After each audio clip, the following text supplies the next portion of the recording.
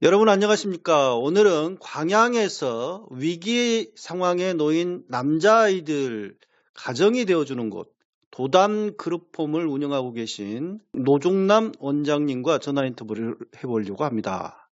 부모의 보호를 받지 못한 아이들과 함께 가족이 되어서 살아가는 현장 이야기, 그리고 우리가 미처 알지 못했던 위기 아동 보호의 현실을 가감없이 들어보고자 합니다. 원장님 나와 계십니까? 예, 안녕하십니까. 먼저 그 원장님 소개부터 좀 들어보고 싶습니다. 원장님께서는 신학대학을 졸업하고 한동안 안산에서 이주노동자 센터 실무자로 일하셨다고 들었어요. 근데 네네. 지금 그 위기 아동 보육시설을 운영하고 계시는데요. 어떻게 해서 어떤 계기로 이런 일을 시작하셨는지요? 위기아동이라는 표현, 하시는 표현이 적절한지는 잘 모르겠습니다.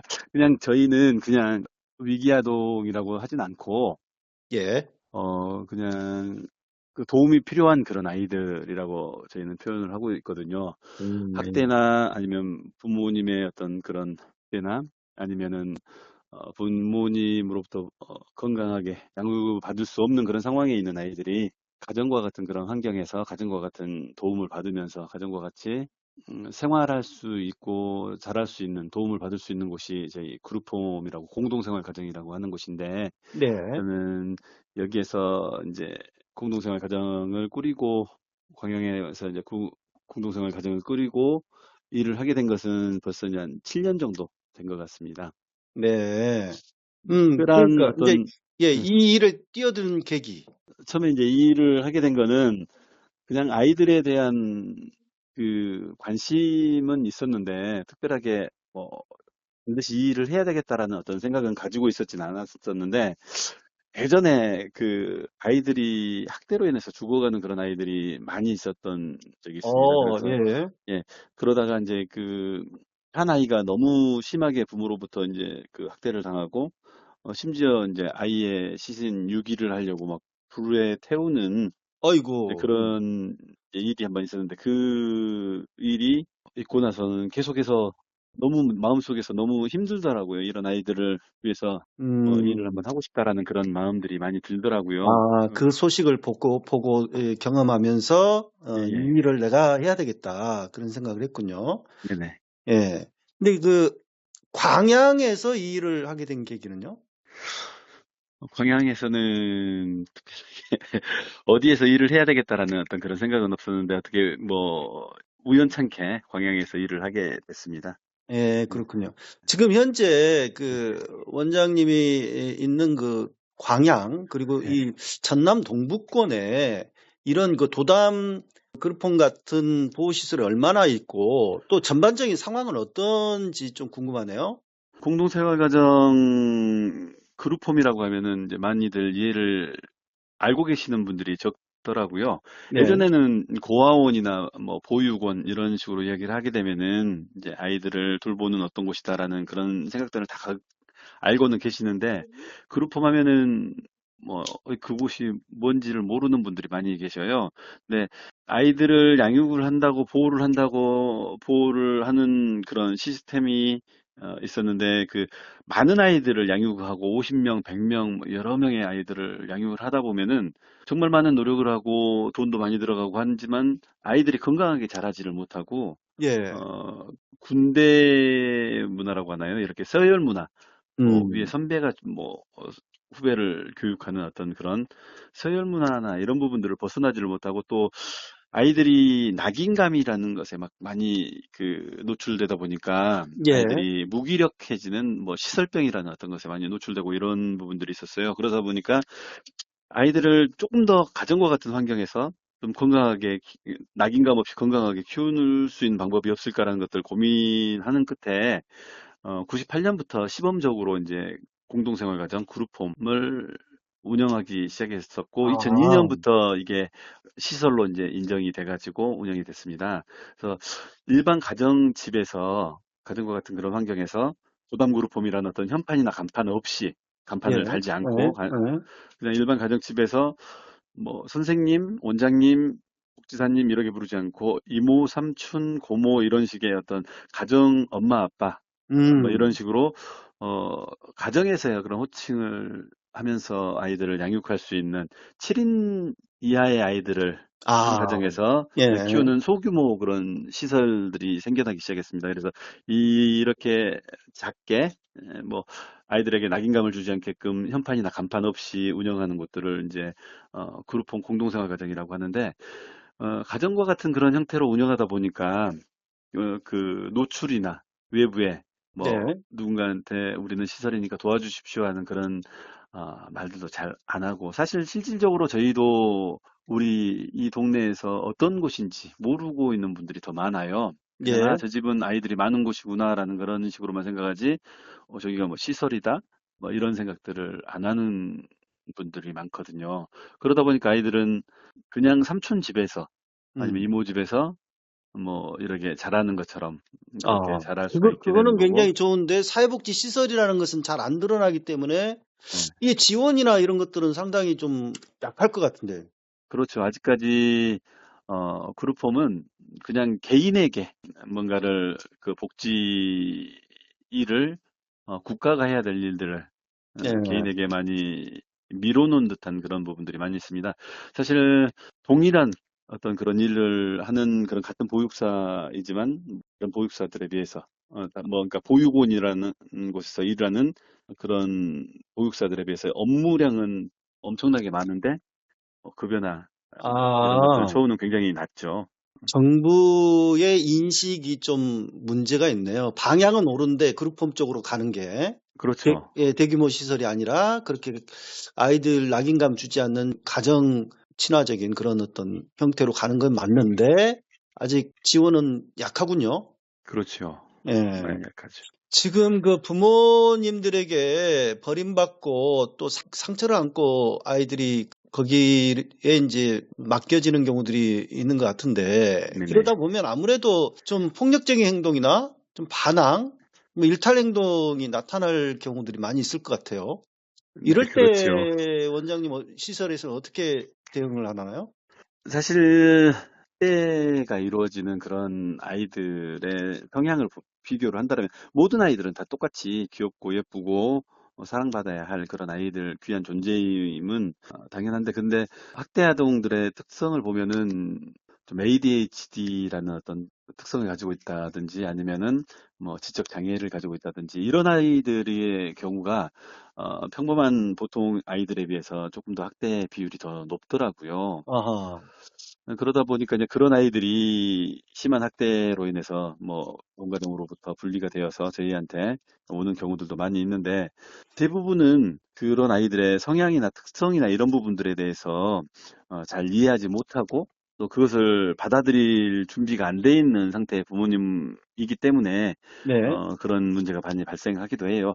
사실 우리 여기에서 좋은 마음으로 이제 일을 해보겠다고 오신 선생님들도 그냥 퇴사하는 비율이 굉장히 높거든요. 이제 그런 이유로 따지고 본다라면은 뭐 아침에 아이한테 일어나자라고 깨우는데 선생님 얼굴에 침을 뱉고 욕을 하고 뭐 아이고, 뺨을 아이고. 때린다거나 예, 예. 뭐 이런 아이들도 있어요. 음, 근데 정말 그냥 뭐 좋은 마음, 선한 마음, 뭐 좋은 의도에서 시작한 일이지만 그런 일까지 당하게 되면 선생님들 굉장히 어렵거든요. 아, 음, 많이 그럼에도 불구하고 그러다 보니까 더 많이 선생님들에 대해서 교육도 지원이나 이 아이들의 특성에 대해서도 뭐 교육해야 되는 교육들도 많이 해야 되는 거고 어떤 그런 뭐 특별한 어떤 문제가 있었을 때 뭐 그럴 때 그 사람들을 대처해서 뭔가를 바꿔주는 음. 뭐 상황을 바꿔주는 이제 이런 일들도 해드려야 되는데 사실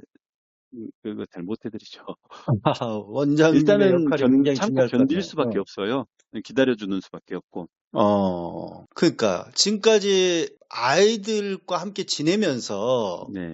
다양한 사례들을 보셨을 텐데 네. 좀 이제 이렇게 그냥 말로만 듣기는 좀 그렇긴 하지만 구체적인 좀 이름은 이야기를 못 하더라도 좀 사례를 하나 소개를 해준다면요. 기억에 남는, 특별히 기억에 남는 아이. 조금 전에 방금 전에 이야기했듯이 아이들은 굉장히 큰 문제나 말썽을 예, 어떤 소지를 가지고 들어와요. 처음에 들어오면 정말로 난리가 납니다. 난리가 나. 어, 그 난리라는 표현이 참 적절하다고 보여줄 만큼 정말 많은 문제들을, 발생들을 처음에 들어왔을 때는 키우는 예, 아이들입니다. 예. 예, 적응하느라고. 예. 예. 예. 처음에 들어온 아이는 제 물건들을 갖다가 버렸어요. 뭐 시계도 버리고, 지갑도 버리고, 핸드폰도 가져다 버리고, 뭐 음, 차키도 버리고. 그래서 하도 많이 버리다 보니까 이제는 버리지 말고 차라리 네가 가져라 라고 이야기를 해도 그냥 아이는 그냥 가져다 버려버리는 거예요. 나중에 이제 물어봤는데 왜 그랬냐 물어보니까 그냥 자기의 그런 상황들, 부모님으로부터 따뜻하게 보호받지 못하고 있는 그런 자기의 상황들이나 환경들이나 이런 부분에 대한 그냥 분노, 화 이런 어, 것들을 어, 가장 가까이에 있는 저한테 그냥 풀었다라는 그런 이야기를 하더라고요. 어, 그 아이가 이제 중학교 1학년 때 이제 들어왔었던 아이인데 지금은 성인이 돼갖고 나가서 첫 월급을 타가지고 예. 월급을 타서 삼촌 고기 사주고 싶다고 같이 밥 우와, 먹자고 이제 예. 하면서 같이 밥을 먹었던 것이 가장 기억이 남는데, 어, 근데 그때 그 아이하고 같이 이야기를 하면서 느꼈던 것은 뭐냐면 아이들은 아무리 힘들고 아무리 그 어렵다고 생각되고 정말 문제야라고 생각되는 그런 아이들도 반드시 어른은 되고 네. 어른이 됐을 때는 그 어렸을 때 그 심하게 했었던 그런 행동들이나 이런 부분과는 그 모습과는 전혀 다른 어떤 성인이 되어질 수 있는 거구나라는 그 생각이 음, 들더라고요. 예. 그래서 아이들한테는 뭐 제일 좋은 약, 제일 좋은 음, 교육은 시간이구나. 뭐 음. 어떤 것들보다는 정말 참아주고 인내해주고 견뎌주고 그냥 버텨주는 그런 시간들, 이런 시간들이 흐르고 나면은 아이들은 잘하더라고요. 크고 예, 노 그게 몸만 원장님 크고. 이야기를 들어보니까 네, 상당히 그래도 그걸 인내하면서 참아주고 기다려주고 네, 한 그 내공이 상당한 것 같습니다. 예, 서로 다른 여러 지금 사연을 가진 아이들 한 집에 가족처럼 그 산다는 게 쉬운 일이 아니잖아요. 예, 그렇죠. 예. 근데 이제 보호자인 삼촌 역할을 지금 하시는 건데 그 뭐 실무자들도 빨리 그냥 그만둬 버리고 이런 경우들도 많다고 음, 지금 방금 이야기하셨고 아이들 같은 경우 처음 왔을 때 난리를 친다라는 표현을 하셨고 정말 많은 어려움들이 저 생각지 못했던 여러 다양한 어려움들이 있을 것 같은데 그중에서 가장 큰 어려움으로 느끼는 게 무언가요? 그렇게 물어보니까 뭐가 어렵냐 그러니까 본인과의 사실 싸움이 제일 어렵죠, 아무래도. 그 질문을 듣는데 네. 우리 애들 한 명 한 명의 얼굴이 생각나네요. 그러면서 이게 어려운 건가? 힘든 건가라는 그런 생각이 들고, 사실 얘들 다 예쁘거든요. 아, 정말 아, 그 사랑스러운 아이들이고, 뭐 그 문제 행동들을 하는 건 잠깐인 거고, 또 음, 그 행동들이 지나고 나면 또다시 예쁜 아이들로 돌아오는 거고. 아, 힘든 건가라는 그런 질문이 갑자기 좀 생각이 드는데, 힘든 것도 있는데 보람과 애들이 정말 예쁜 애들로 인해서 내가 행복해지는 어, 것들도 되게 많은 것 같아요. 아, 그래요. 예, 예. 그래서 음, 마냥 그냥 어렵고 힘들다 이런 부분들은 아니고, 또 저희가 가정 그 서로 간에 부족한 부분들이 있지만 뭐 서로 가족은 아니지만 식구가 되어서 지금 살아가고 있다 보니까 서로 뭐 부족한 부분들은 서로 채워가고 없으면 없는 대로 그냥 그 만족해 가면서 어, 음. 그냥 하나의 그냥 우리 사회 속에서 이런 형태 저런 형태의 가족들은 많은데 그중에서 하나의 형태로서 살아가는 그런 가족의 모습들 아닌가라는 그런 생각도 좀 들어서 마냥 어렵고 힘들다라는 그런 말로 하기도 좀 아, 애매하네요. 행복하고 즐거울 때도 많다. 예, 그렇죠. 예, 네. 예. 보람도 느끼고. 네네. 그 특히 그 아이들 자립을 돕기 위해서 향수 만들기 프로그램을 운영한다고 들었어요. 예, 네네네. 그래서 왜 다양한 것이 있을 텐데 왜 하필 향수였을까? 아이들 또 그 반응이 어떤지도 궁금하고 음, 아이들이 지금 향수 만들기를 어느 정도까지 배우고 있는지 그 숙련도랄까? 그것도 좀 궁금하고 다양하게 좀 궁금하네요, 그게. 여기서 이제 우리가 이제 아이들과 함께 생활하고 이제 아이들을 키워나가는데 그 제일 큰 이제 관심은 이 아이들을 내가 계속 늙어서까지 계속해서 품고 갈 수는 없어요. 아이들이 아, 그렇죠. 여기에서 18세가 넘어가면은 이제 자립이라고 해서 나가야 되는 거고, 본인이 원한다면 만 24세까지 있을 수 있겠지만, 그 이후에는 반드시 아이들이 자립해서 나가야 되는 거거든요. 음, 근데 이제 우리 아이들의 특성상 평범한 아이들이라기보다는 도움이 필요한 아이들이 많이 있거든요. 그러니까 배움에 있어서도 조금 더 더디고 느리고 이제 그런 음, 아이들이 좀 있어요.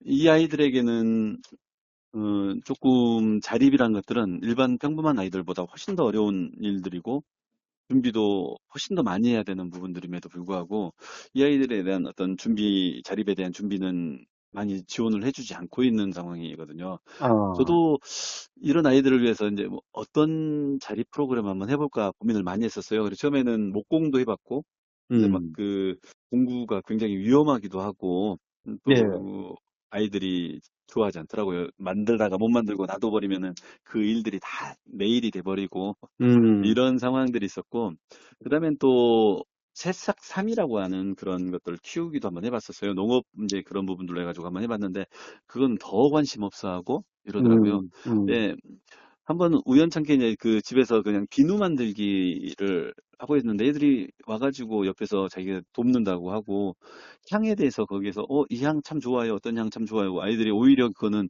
와서 접근을 하더라고요.